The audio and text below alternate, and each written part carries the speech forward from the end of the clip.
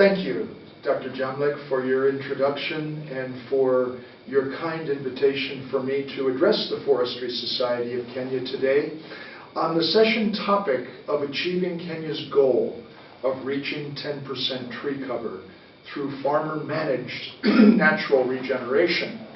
I had been hoping to attend the conference and to meet many more of you, the Society's members and the frontline warriors who have contributed so much to the recent successes in increasing tree cover in Kenya, which are now, by the way, widely known throughout the world.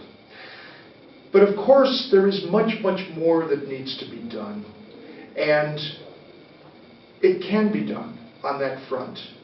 Thus, I'd like to discuss with you today some of the most pertinent breaking developments in forest and landscape restoration across the continent, and what they may signify for the future acceleration of Kenya's forest and landscape restoration efforts. Now, as I begin, I'd like to put the challenges in perspective. We know that hunger and poverty is overwhelmingly rural, so our real challenge has got to be to assist Africa's 100 million smallholders to produce more food and income, and to restore, regenerate, and sustain the natural resource base for future food production and environmental services. And it's that latter point where you, the foresters of Kenya, come into play and have such an important role.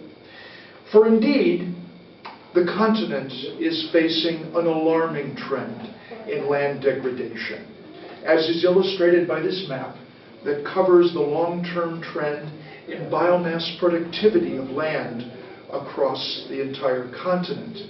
When you see here the red areas, they are where primary productivity has been decreasing during the past 25 years. And the areas affected are enormous, particularly in the eastern and central and southern part of Africa.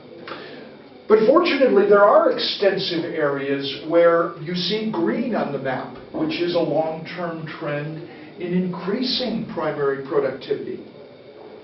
These are the areas that actually account for positive successes and is a subject that I'd like to get to in a moment. What's caused the positives and could be a model for the negatives.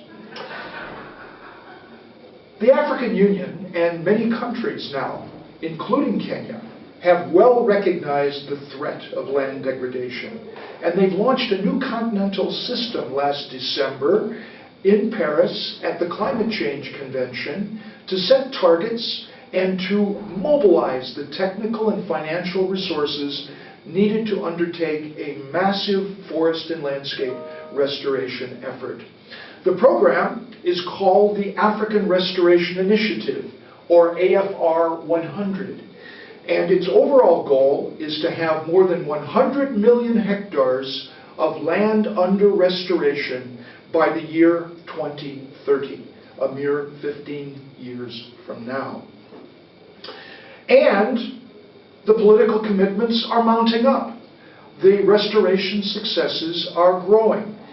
Here you see that 22 countries since December have already made commitments, including Ethiopia, that tops the list with 15 million hectares of commitments. But Kenya has just recently, a couple of weeks ago, launched its own restoration program, and its goal is to target 5.1 million hectares of forest land, farmland, and rangeland for restoration. And you see other countries in the neighborhood, Uganda, Rwanda, and others are also on board, so that total commitments now amount to 63.5 million hectares by countries in West, Central, Eastern, and Southern Africa. We hope within the next few months that we will have additional countries that put us over the goal of 100 million hectares.